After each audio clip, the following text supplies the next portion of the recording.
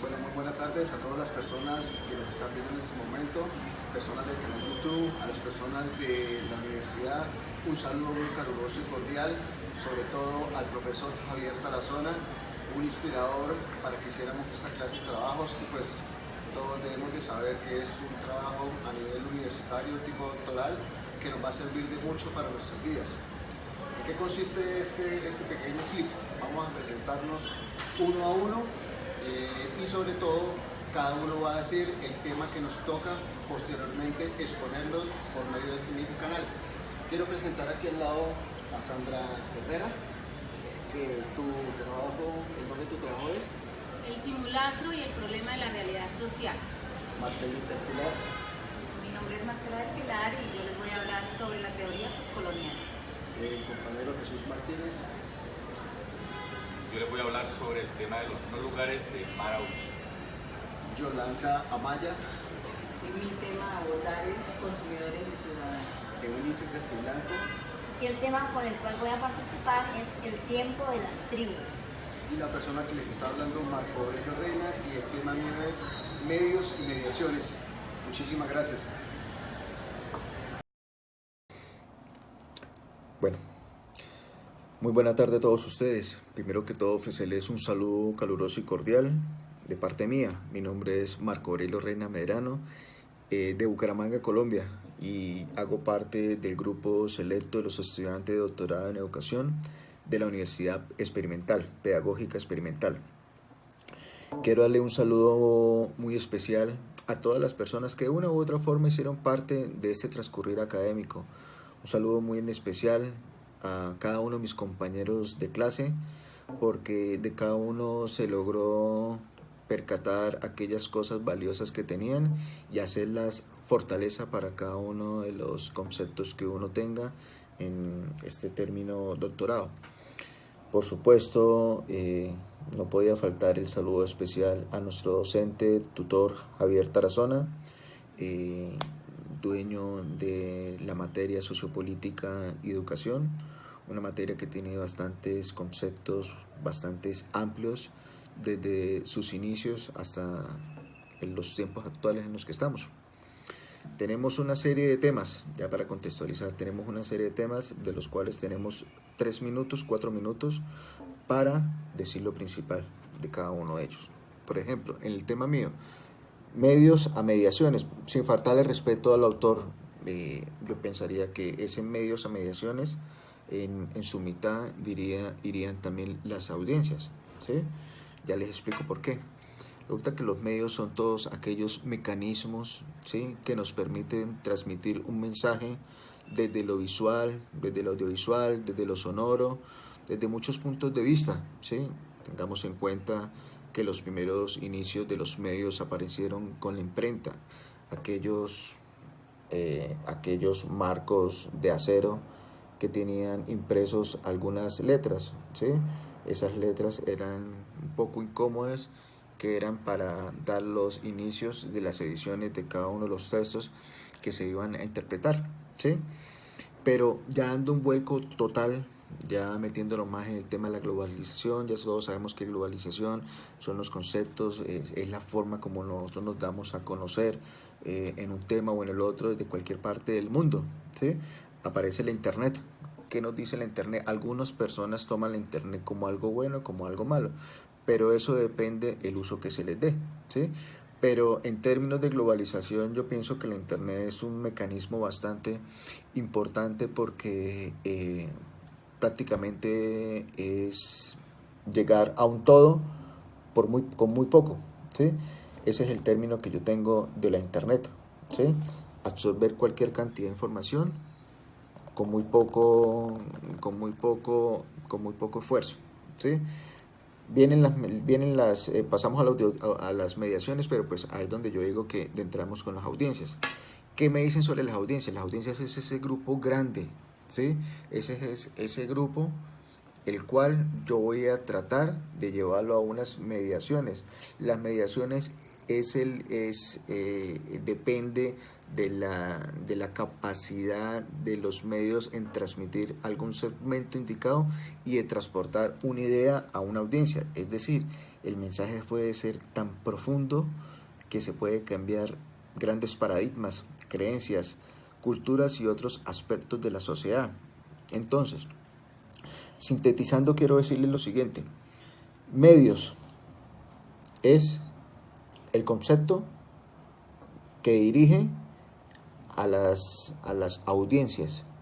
Audiencias es el concepto macro de un grupo de personas sin importar raza, sexo o edad. Mediaciones es la forma como el medio de comunicación por medio de las audiencias puede cambiar un mensaje profundo, convertirlo en unos paradigmas y cambiar unas creencias y otras culturas. Entonces, espero les haya quedado claro sobre el término de medios a mediaciones.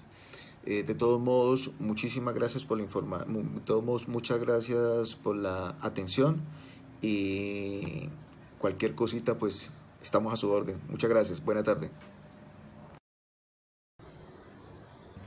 Buenos días, mi nombre es Jesús Eduardo Martínez, soy doctorando en educación de la UPEL, Universidad Experimental Libertador de Venezuela. Un saludo muy especial a nuestro docente, el doctor Javier Tarzona, en la materia de sociopolítica y educación. Un saludo también para mis compañeros y para todos los que me están viendo. El tema que me correspondió tratar fue la propuesta teórica del antropólogo francés Marc Aujch. Marc Aujch nació en el año 1935 en la ciudad de Poitiers, Francia. Él es especialista en etnología.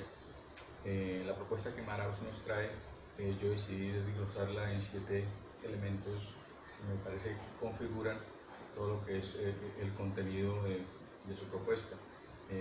Los 7 elementos son los siguientes. El primero es la antropología, una breve definición de antropología.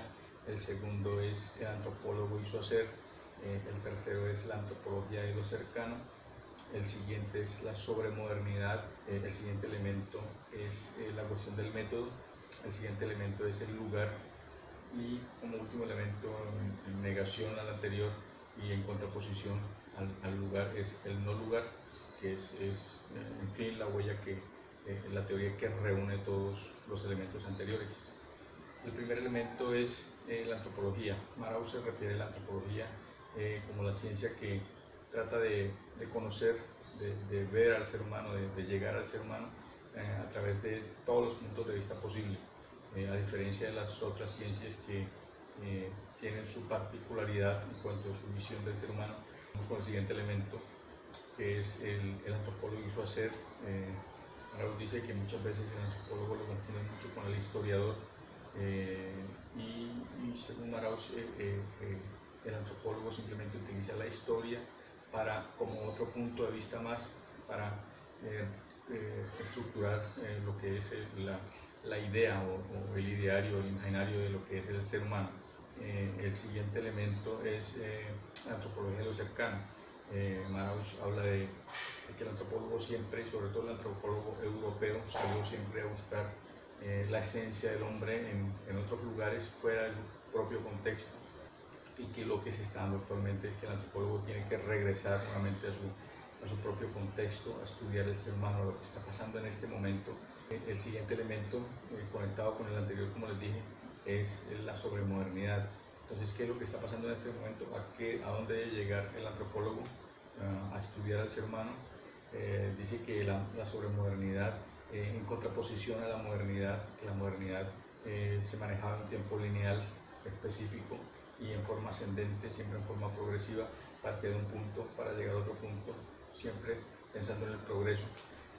La sobremodernidad excluye eso, excluye ese tiempo lineal y nos llega con tiempos múltiples en un mismo momento, tanto tiempos como espacios, que nos inundan, que nos llenan y a la vez nos desbordan como seres humanos que somos. El siguiente elemento, la búsqueda del método para poder abordar a este ser humano en esta sobremodernidad que se maneja en muchos contextos, en diferentes imaginarios. Debe buscar un método específico, no un método para llegar al ser humano en la sobremodernidad, sino para llegar a los diferentes contextos que nos ofrece la sobremodernidad. El siguiente elemento es el lugar en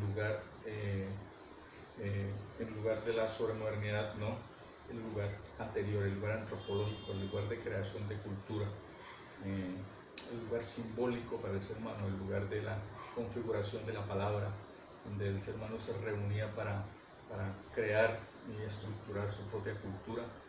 Aparece el no lugar en vez de este, y Marx dice que la sobremodernidad es configuradora, creadora de no lugares. El no lugar es aquel lugar efímero donde el ser humano no encuentra ninguna conexión ni emocional ni simbólica con este mismo, y este lugar, igual que pasa con el viajero, lo traspasa. No hay permanencia de ningún tipo en este lugar. En este lugar se refiere a las estaciones de autobús, se refiere a las calles llenas de transeúntes, se refiere a los supermercados modernos y a muchos otros lugares, donde el ser humano no permanece ni simbólicamente ni permanece culturalmente. Entonces este es en sí todo el engranaje que nos crea teóricamente Marx y que está pasando en este momento. Ojalá nos lleve a que esta sobremodernidad sea igual que los no lugares, un espacio de tiempo que no nos inunde, que no nos construya de una forma diferente, sino que nos lleve a un lugar específico de construcción, sobre todo de construcción de lo natural, de reconstrucción de lo natural, del amor por lo natural y la protección de su natural. Gracias.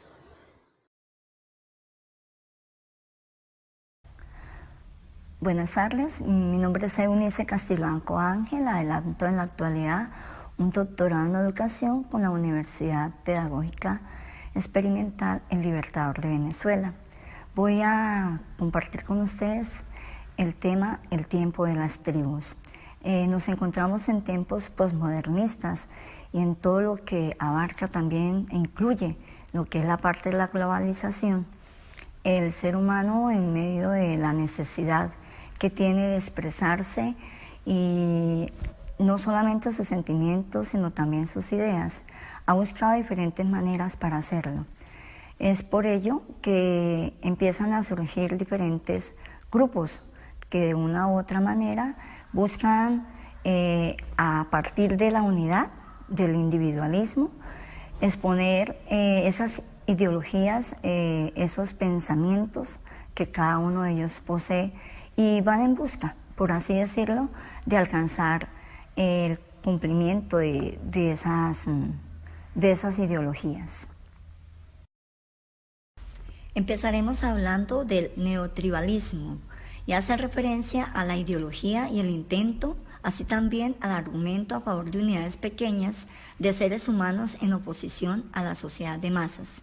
Se dice así que los humanos se realizan mejor en grupos pequeños de afinidad y convivencia constante, y que el desarrollo de la sociedad industrial y postindustrial obstruye ese instinto humano constante a través de los tiempos.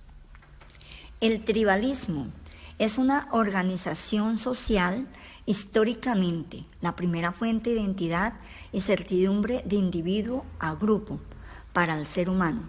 Engloba en una palabra las diferentes manifestaciones, creencias, tradiciones, lenguaje, arte, cultura, religiones o pseudo-religiones que provienen de las pequeñas comunidades denominadas tribus.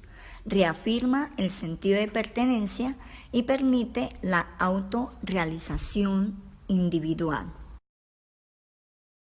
En la actualidad se le denomina así a la unión o agrupación de personas con costumbres, tradiciones, origen étnico o intereses comunes. La palabra tribalismo puede referirse a dos conceptos distintos pero muy relacionados. Está como un sistema social donde la sociedad humana está dividida en pequeños subgrupos independientes llamados tribus. El tribalismo es una manera de restaurar el orden social y que centra en la familia consanguínea o no el eje central de la sociedad. Sus costumbres tradicionales y su fuerza grupal está basada en la familia tribal. El otro concepto al cual se refiere tribalismo frecuentemente es a la posesión de una fuerte identidad cultural o étnica que separa a un individuo como un miembro de un grupo del individuo miembro de otro grupo. Es el equivalente al orgullo que siente una persona por pertenecer a una familia o a su patria. La diferencia del neotribalismo con tribalismos conservadores o indígenas, como los de pueblos indígenas u otros, es que es una propuesta usualmente salida desde el interior de las sociedades del capitalismo tardío. Por un lado, podríamos considerar una tendencia que observa que el neotribalismo es reconciliable con las sociedades contemporáneas y así observan tendencias sociales como de las tribus urbanas, convirtiéndose como en una estrategia válida contemporánea de resistir al aislamiento producido en las condiciones actuales.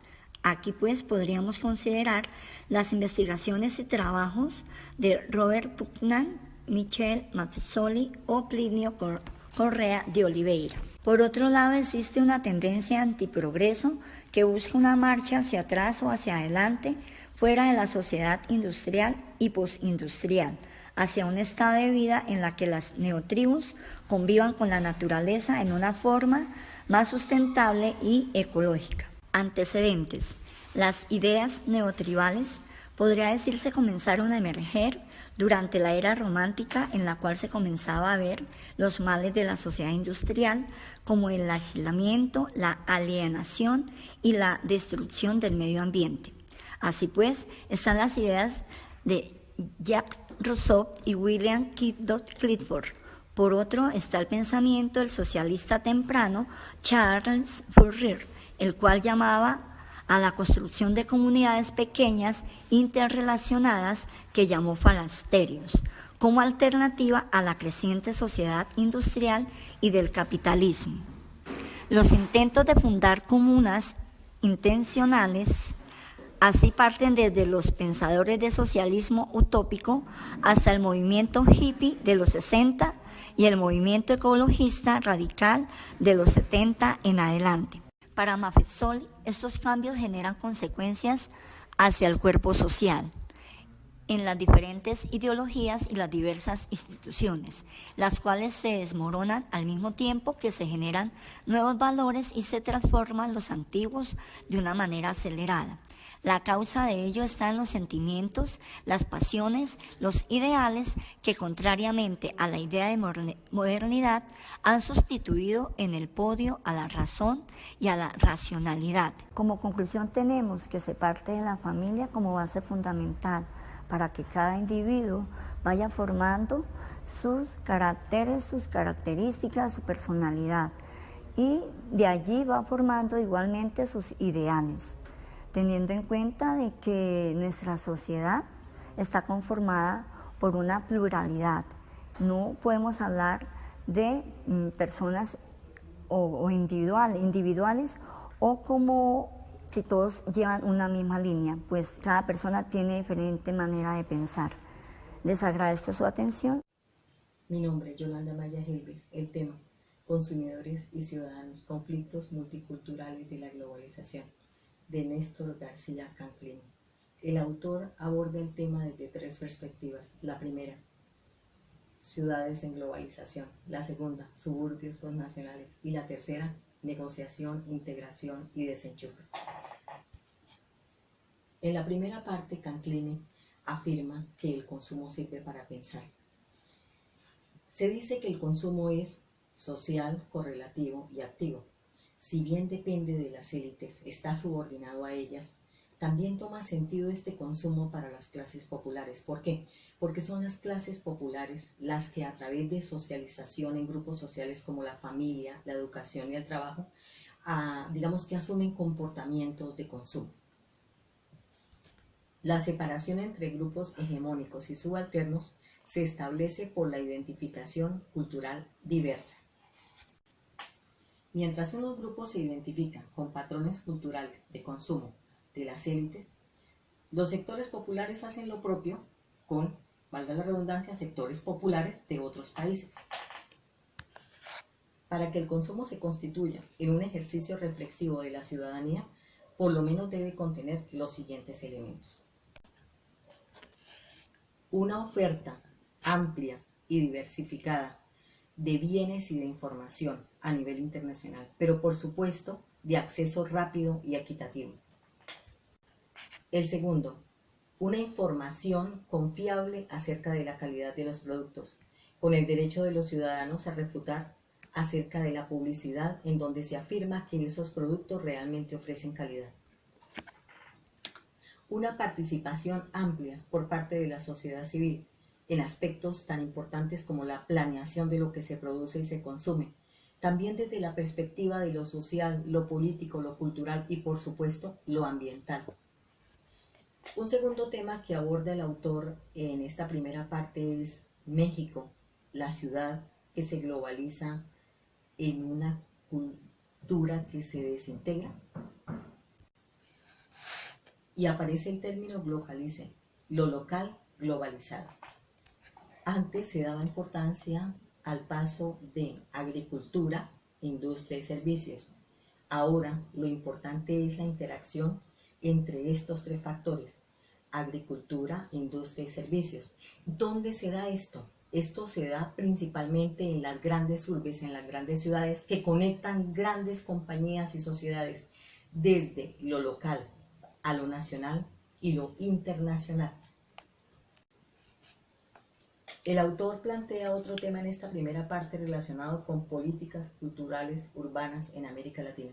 Y en él alude a lo siguiente: si bien es cierto que existen en las grandes urbes o en las naciones o en los países una identidad cultural nacional que parte de del folclore, de los símbolos patrios, en fin, esto se va desvaneciendo en la medida en que son penetrados por culturas que provienen de la socialización global. Entonces nos vemos permeados por otras culturas. Estas identidades se van desvaneciendo en cierta forma, pero no desaparecen, no desaparecen. Para el autor existe diversidad cultural a nivel global. Sin embargo, algunos grupos se apropian de los elementos de estas sociedades. Y ocurre que en la medida en que esta apropiación existe de manera unitaria, no existe acceso para los otros grupos, generándose una desigualdad. En la tercera parte, el autor aborda el tema de negociación, integración y desenchufe. En este aspecto, el autor plantea que ya no podemos hablar de una identidad cultural propia, sino que las culturas han sido permeadas por los grandes flujos de información, las redes de Internet, es decir, los límites entre la identidad propia y lo que viene de afuera, lo externo, se tornan difusos, diríamos de esta manera, difusos. El autor cita a Arjun Appadurai, quien plantea 5 procesos contemporáneos que desafían estas identidades aisladas. Etnoescapes, movimientos de inmigrantes, exiliados, refugiados, turistas, trabajadores temporales. Tecnoscapes, flujos producidos por las tecnologías y las corporaciones multinacionales. Los escapes financieros, que no son otra cosa que los intercambios financieros a nivel internacional de la moneda. Mediescapes, grupos de imágenes e información creados y distribuidos por todo el planeta por las industrias culturales. Finalmente, ideoescapes, que no es otra cosa que el flujo de modelos ideológicos que aluden a conceptos como democracia, derechos humanos y libertad. Teoría poscolonial. Marcela del Pilar Ramírez Camacho. Son múltiples los aspectos que las sociedades han sufrido con el colonialismo.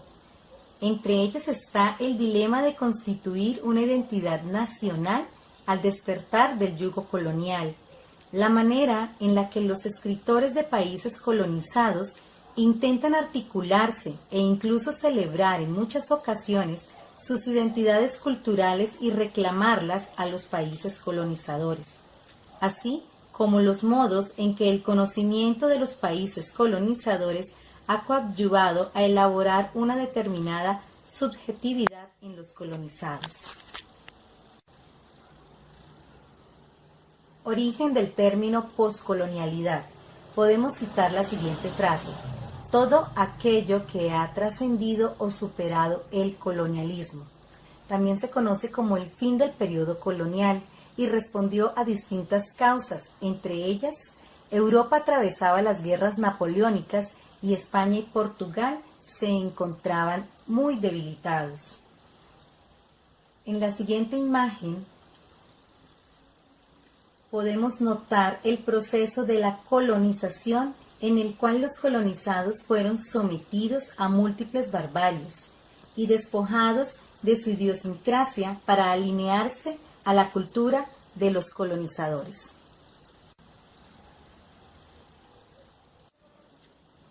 Los estudios poscoloniales se inscriben en un campo teórico interdisciplinario que se ha ido constituyendo en el mundo académico anglosajón a partir de 1978 con la publicación de Edward Said. En la teoría literaria trata de la literatura producida en países que fueron o son aún colonias de otros países. Aquí también se analiza los efectos del conocimiento producido en los países colonizadores sobre los países colonizados y sus habitantes. En América Latina, el concepto de poscolonialidad tuvo una amplia recepción y desarrollo entre sus pensadores, quienes recurrieron a él para explicar el lugar político y cultural del continente en un mundo globalizado. Arribó en la década de los años 90 del siglo XX. Sin embargo, su despliegue formal cobró centralidad a partir del siglo XXI. Los problemas de las nuevas repúblicas. Los intereses de los caudillos impidieron la creación de una América unida.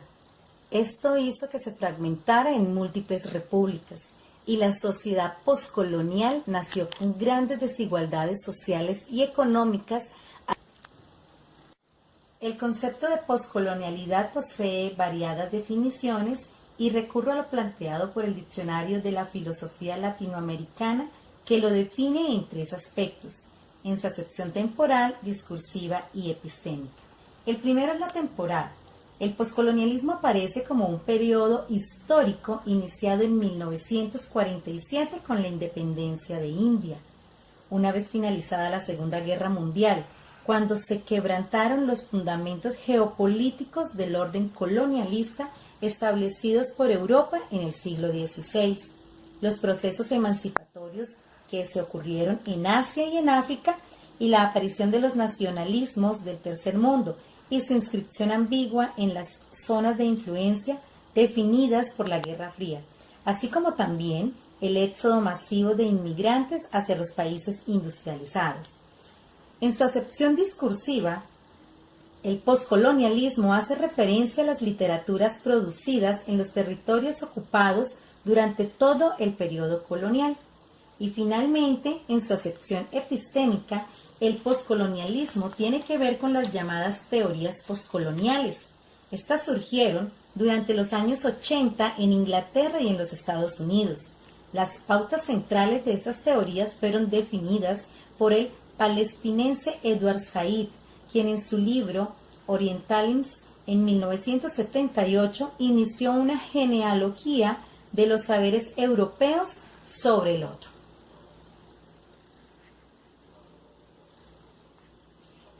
El poscolonialismo es útil para atender mejor a las identidades compartidas, a las hibridaciones culturales y a los procesos discursivos de construcción de subjetividad, donde se interconectan temáticas como la etnia, la clase, el género y la raza.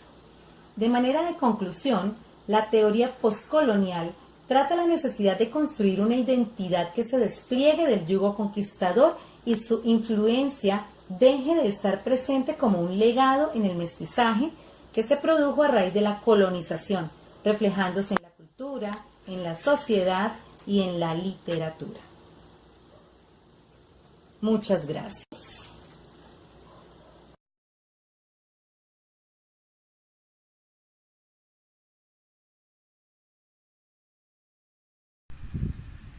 Hola, mi nombre es Sandra Milena Herrera Otero y quiero contarles acerca del problema de la realidad social desde el punto de vista de Alfred Schuss. El autor inicia resaltando el hecho de que existen dos pensamientos, uno que permite la construcción del sentido común o pensamiento común y el otro que construye el pensamiento científico, apoyado en Whitehead, quien considera que la imaginación de representaciones sensoriales hipotéticas son la roca sobre la cual se levanta toda la estructura del pensamiento común. Schuss considera que así como hay dos tipos de pensamiento, el común y el científico, cree que la ciencia también tiene un doble objetivo. El primero, elaborar una teoría que coincide con la experiencia, y el segundo, explicar en líneas generales los conceptos del sentido común acerca de la naturaleza y conservarlas en una teoría científica de pensamiento armónico para que luego sea dada a conocer a una sociedad.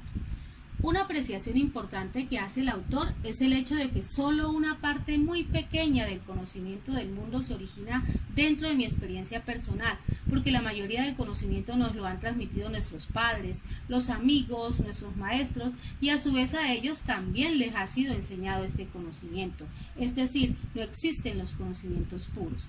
Una de las maneras de transmitir el conocimiento es el lenguaje, el de origen social, el de la jerga, el cotidiano, el que se utiliza en lo que el autor llama el endogrupo, dentro del cual se le atribuyen términos específicos para nombrar aquello que para ellos es importante.